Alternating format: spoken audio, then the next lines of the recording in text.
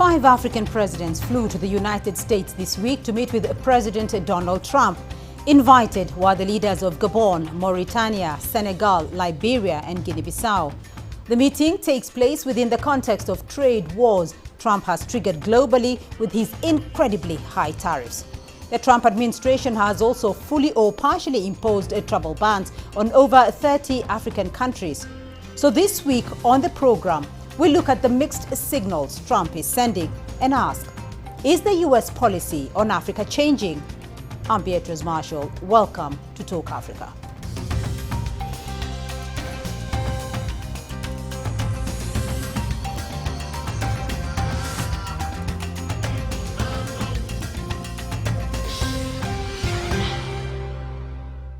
And joining me now to delve deeper into Trump's Africa policy are from Beijing, Aina Tangen, Senior Fellow at the Tai Ho Institute and Chairman of Asia Narratives. From Dallas in Texas, Ejike Okpa, Global Affairs Analyst and Economic Development Practitioner. And from Abuja, David Otto Endele, Director of the Geneva Center for Africa Security and Strategic Studies. Gentlemen, welcome to the program and thank you for joining us. Ejike, let me start off with you because U.S. President Donald Trump held a meeting in Washington, D.C. this week with the leaders of 5 African countries. First off, what are the key outcomes of the talks? Trump reached out to those 5 African countries, in order to build a relationship. And the outcome of that relationship, is economics, public safety, food rights, for citizens of those countries to come to America. All of those things are still in flux. The final agreement hasn't been issued, and after that, we're going to know what are the benefits. But I think it was a good move. He doesn't have to have invited all of the African presidents. He invited those he chose, he wanted to talk to. Right. So, David, do you believe the 5 African leaders achieved what they set out for? Well, I think, it's yet to be seen if there is going to be any achievement. As Ejike said, we are yet to see the outcome of this agreement that, were discussed and perhaps, signed between, President Trump or the U.S. and these 5 African countries. But I think what is, very important to note is that on the top of the agenda were trade tariffs. These 5 countries were hit relatively low with about 10% trade tariff by President Trump, and of course that is relatively low than most other countries. But what is interesting is that perhaps the outcome of this from that angle would be a reduction in that trade tariff. And this is where I describe, President Trump's approach as a bite and blow approach, because 4 of these countries, have also suffered from a recent U.S., visa restriction, which of course, is perhaps, an area which, they may want to talk about. I mean, this was discussed during that summit. But also the area of investment. I mean, a country like Senegal, called for the U.S. to come to Senegal to invest, in a golf club, and, the Gabonese president talked about investment in minerals.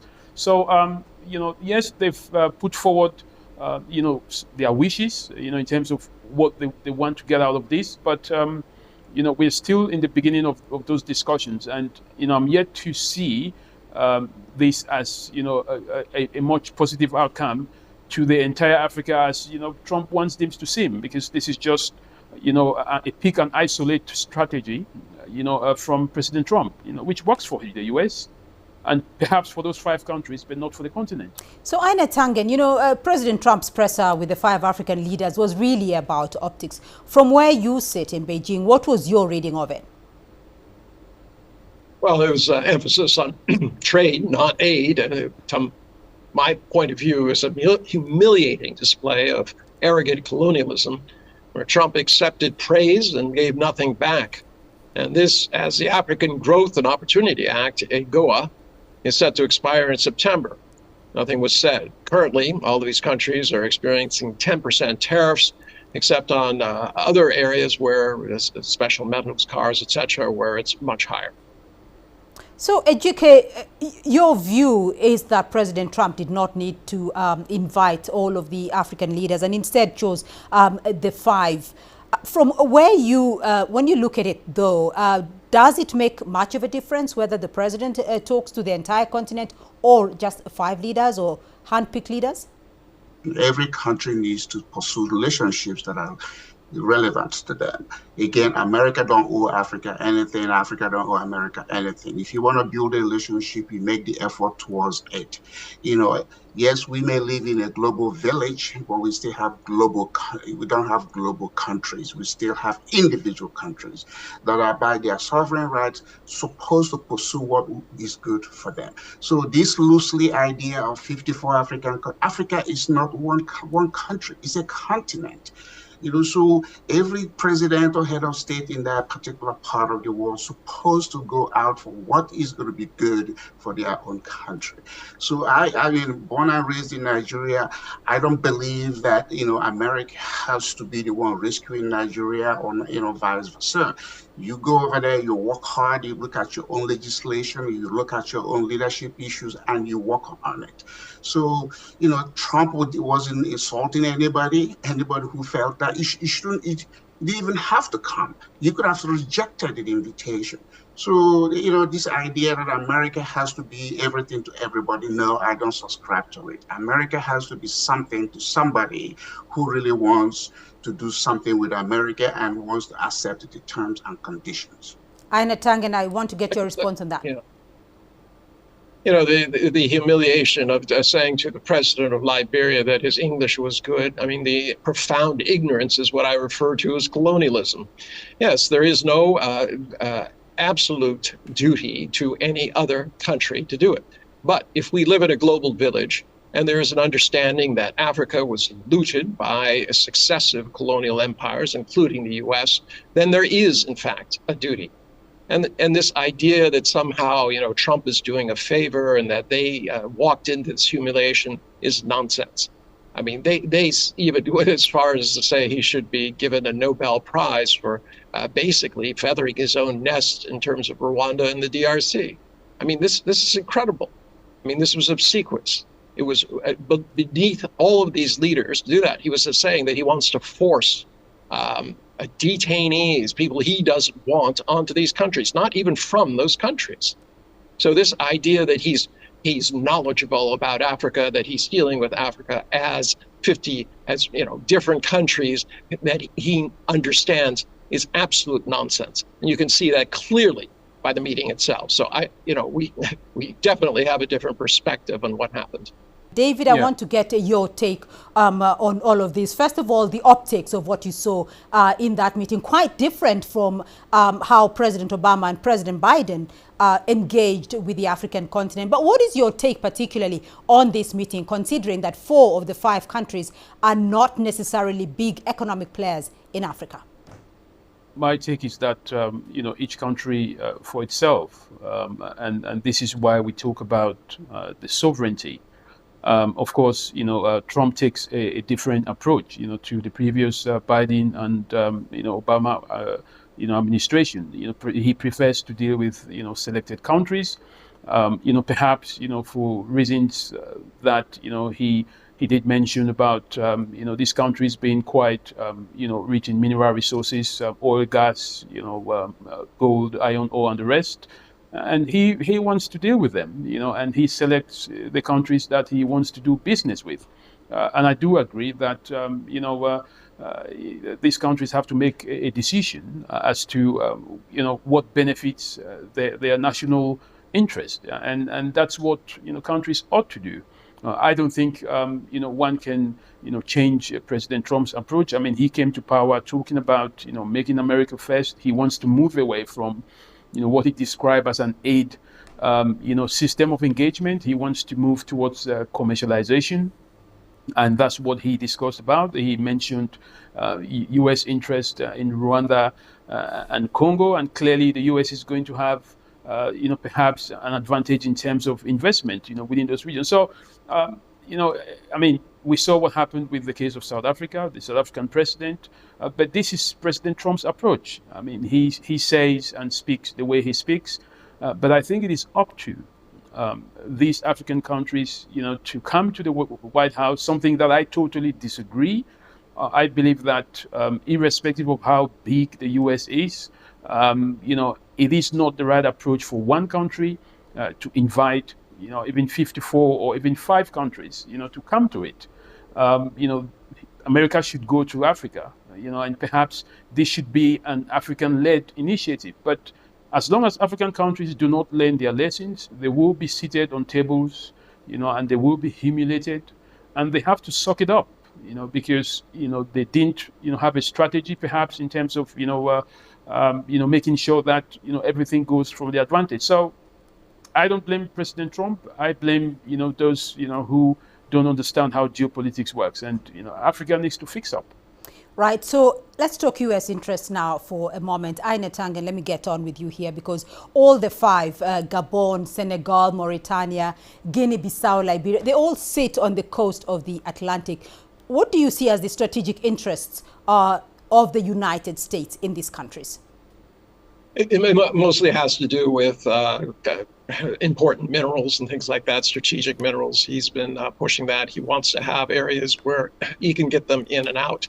Beyond that, it wasn't really clear, either in Washington or anywhere else, exactly why he chose these 5 West African nations, other than they currently don't have enhanced tariffs, and they have not so far, although 3 of them are on an enlarged list where they're going to be, their citizens will be prohibited from coming to the United States. So, he definitely wants to deport people he doesn't want in the U.S., regardless of where they're from there.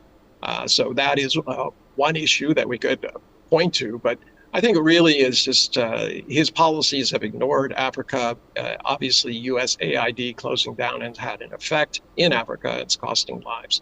And at this point, he's just this is just fodder for the press to have him sit there and have 5 adoring presidents say that he's a great guy, and there happen to be Africans. So therefore, that counters this notion that somehow the U.S. has abandoned its African engagement. He says it's trade, not aid. That's legitimate. But the issue is, how are you going to create that trade without investments that will help these countries go forward? I mean, there was a desire to, Gabon's presidents wanted to more investment for local processing of minerals, but that would require a significant amount of energy investment. That wasn't what Trump was looking for. He was looking for quick opportunities for American companies. And this is what goes to this economic colonialism that replaced the physical colonialism. I want to rope in David as well. David, if you can give us an understanding of what you think the strategic interests of the U.S. might be on those countries selected. Well, I think, the U.S. has made this point very clear in 3 simple steps. First of all, the U.S. wants to do trade, not aid. These countries, for example, the likes of Mauritania, but also, Senegal, they do sit at a very strategic location towards the Atlantic Ocean. They are also very important migration routes for the U.S. So perhaps, the U.S. Administration under Trump talks a lot about, having issues with migration, and perhaps, this is the reason why they selected these countries to have these discussions. But this is just a limited, impact in terms of the number of people that, migrate to the U.S. Using this route. But this is how the U.S. President Trump is selling it.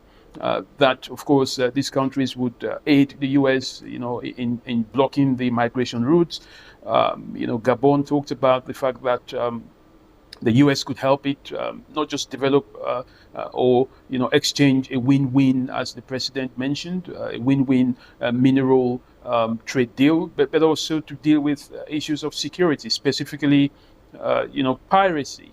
So for the U.S., this is a deal that would bring to fore the U.S. policy of aid and trade, not aid. Bringing the U.S. policy of security and migration. I mean, those are the 3 fundamental interests that the U.S. President Trump says is interested in. Now, whether he calls, he calls to question the level of language that the Liberian president speaks. I mean, that is, not material, in terms of, economic gains. President Trump is known for saying things that, previous U.S. president, would not say. But there is no standard of what you say and what you don't say. I think what the standard should be is what is acceptable to these countries, what is beneficial to these African countries as far as the U.S. is concerned. Whether he sees them as representation of the entire continent, which is not, because of course Gabon comes from Central Africa, Senegal West, Mauritania, Sahel, Liberia West. So there is no representation from East Africa. There is no representation from North Africa. And also, so that tells you a lot that even South Africa is not represented. So it cannot be a representation of the African continent. But even if it were, I do not encourage African countries, going to the US or China or anywhere else to do trade deals. I believe that these countries should come to African countries and deal with them through the African Union. All right, we're going to look at the benefits in just a moment, but for now we're going to take a short break. And when we come back, we'll look at what the future of US-Africa policy under President Trump may look like. To stay with us.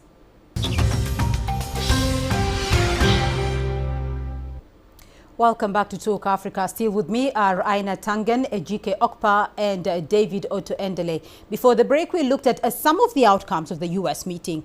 Let's now look at what the future of U.S.-Africa policy under Trump may look like. Ejike, let me start off with you here, because President Donald Trump told the leaders at that meeting that he was shifting U.S. approach to Africa from aid to trade. The White House said it saw an incredible commercial opportunity here. What are these commercial opportunities, and how exactly does Africa stand to benefit? Well, I mean, you have to have something to sell before somebody want to trade with you. So if it's natural resources, I mean, then are these countries able to produce it? What is the production capacity of these countries?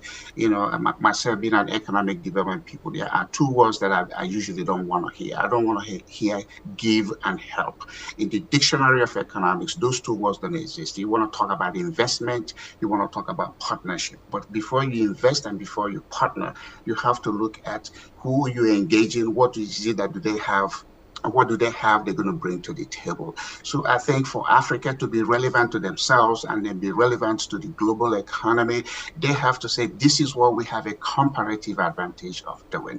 AIDS ain't going to do it. That is, AIDS falls into the category of a social, sympathetic attitude of give, help. We don't need to help Black people. We don't need to help Africans. Africans have existed on the planet as long as everybody. You have to be strategic. You have to put your money where your mouth is. Today, nobody talks about the fact that most African presidents have money from their country stashed in European banks or foreign banks. Can they bring it back? Why are African presidents spending money on things that doesn't really improve the chances for their own country? What do you want anybody to do for you when you are not serious about doing something for yourself? Right. That's what needs to be the conversation, not going to summits, not meeting Russia, not meeting China, not meeting anybody. You have to charity. Self-preservation is the first order of business. If you don't have that attitude, no amount of anything anybody's invested with you or giving you is going to help you. Right, you give every African $1 million and a PhD so that they can feel good about themselves, they're still not going to get it right. The attitude has to change. The orientation has to be something very productive. Aina Tangen, let me rope you in here. The trade, the policy now shifting from aid to trade. Tell us about the commercial benefit here for Africa. Well, if there's some sort of investment, you can do it. But as I said, you can't have processing without electricity. Now, I do agree. Remember Dambisa Moyo's book, Dead Aid. I do agree that countries have to stand up for themselves, but they need a level playing field. And right now, Trump is not providing one. He's putting tariffs on all these African countries, 30%, and additional tariffs on some. South Africa, 30%, Madagascar, 47%. It's not a rich country. And they're basically, it's because of the vanilla bean industry. Lesotho, 50%. I mean, Tunisia, 25%. This is not a leveling field. This is simply a bully who is walking around the world, putting trade tariffs on 180 countries, including some inhabited by penguins. So this is not about, gee whiz, you should do something for self. I agree with that. But it has to be a level playing field. And remember, those presidents he's referring to, and I don't know which ones, who have money abroad, well, guess where it is? It's in these developed countries who are, of course, they give aid on one side, but then they're happy to take the money back into their banks. So there is not clean hands on both sides. David, let's look at that issue of the tariffs versus the trade, though, because Trump has cut aid to Africa. He says he wants more trade, but at the same time, he's choking Africa with tariffs and travel bans. How do you interpret these mixed signals? Well, this is why I mentioned that this is a bite and blow tactic. You've got to remember that, just as Aina mentioned, it's not just Africa that, Trump has hit, huge tariffs on. So many countries, including Western countries, have, carried their bags and, had trade deals and discussions with the U.S. president in terms of, how much negative the trade tariffs have been, and how unsustainable it has been. And this is what each country needs to do. It's all about how worth do you see yourself as a nation, and what do you have as a bargaining chip to leverage on these trade tariffs. Otherwise it's you will get the short end of the long stick. And I believe this is the same approach that these countries should take. The 5 countries that were invited.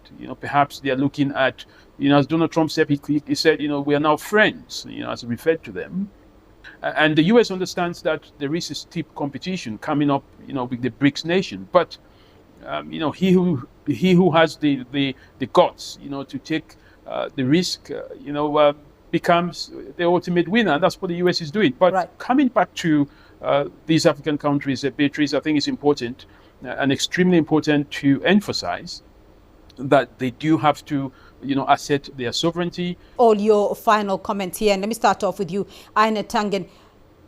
As you make your final submissions, is there indeed a genuine shift in U.S.-Africa policy under Trump, or is Washington simply reinforcing older power dynamics? No, it's just racism playing out. Donald Trump has said many times, South Africa is an apartheid against whites. We know where he's coming from. This is just an attempt to put some lipstick on the kind of nastiness that racism that he has intrinsically. There's no desire to do anything from Africa. It's a take him. I do agree with the gentleman from Texas that Africa has to stand up for itself, and what I would suggest they do is they create their own bourses, just like OPEC. If they have strategic minerals, they should band together. They should have their own bourse. They should set the prices and make others pay so that they can, in fact, feed their people, develop, take care of the climate change that was not their fault, and go forward and have a path to development. So, Ejike, if you look at these countries, though, they are quite... they have great minerals, and as Donald Trump says, they have great oil, from Gabon, manganese, bauxite, diamonds, gold, copper oil, phosphate. They all have it. Is Trump looking at Africa as a consumer market, though, for the United States, or merely a source of resources for the U.S.? All of the above. All of the above. Again, nobody should be excited because of natural resources under in your country, because you didn't do anything for it. What matters is what is your production, what is your ability to make those things into products or services that other people will want to buy. So when Africans jump up and down and say, "Oh, we are blessed, we have this, we have," yes, you do, but you didn't do it. Because you have sunshine in your continent. Did you make the sun? Because you have mineral, did you produce? Did you have it there? So the point is that it has to be a strategic move. Okay, this is what I have. Anybody who studied economics, this is what they call comparative advantage. Can you leverage your comparative advantage to attract investment? And then when you attract it, can that investment enable your country to grow? Yeah, a very small European countries that are smaller than most African countries, but they are still very viable. The African people haven't been able to articulate pathway forward, even from the time of 1800s to 1900 to 2000. They are still scrambling, running running around looking for somebody to come in. Like at some point in your life, you got to stand up for yourself and you got to say, hey, this is what we got to do. Trade, it has to be bilateral. You know, multilateral trade is all over the place, but the most important thing about benefit is bilateral trade. You look at Africa, there are 1 billion or so of them or less. How much of those things they need or they use are coming from fellow African countries? You don't have to wait for China to do it for you. You don't have to wait for UK to do it. European countries that were colonizers of Africa, where are they today? Everybody's jumping up on America this, America that. Please respect yourself and put your money where your mouth is. Sometimes no gets you better attraction than yes. David, you have the final word. Well, I think it's important, you know, for us not to dive into, segregational discussions. You know, I am a proud human being. You know, I'm not going to say whether I'm a proud African or a proud American. I think that's, below the point. What we're discussing here is all about, the benefits of intertrade between African countries and the United States, and especially the ones that were invited. You know, how is this going to benefit them? What plans do they have? What are going to be some of the challenges in implementing those plans? And I think this is where good governance, comes in, between, the countries that are interested in doing trade with the United States. I do agree that the U.S. does not owe any country, be it Africa or otherwise, they don't owe them anything. They don't have responsibilities, for those countries. So it's very important that, whoever is going to the United States, or elsewhere, to engage in a trade deal, to engage in a migration discussion, to engage in economic or security, engagement, should do that.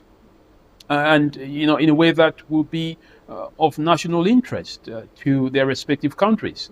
There is no country that should be bigger than the other, however small in terms of their economy or their population. They're sovereign states. So I believe that, my take from this,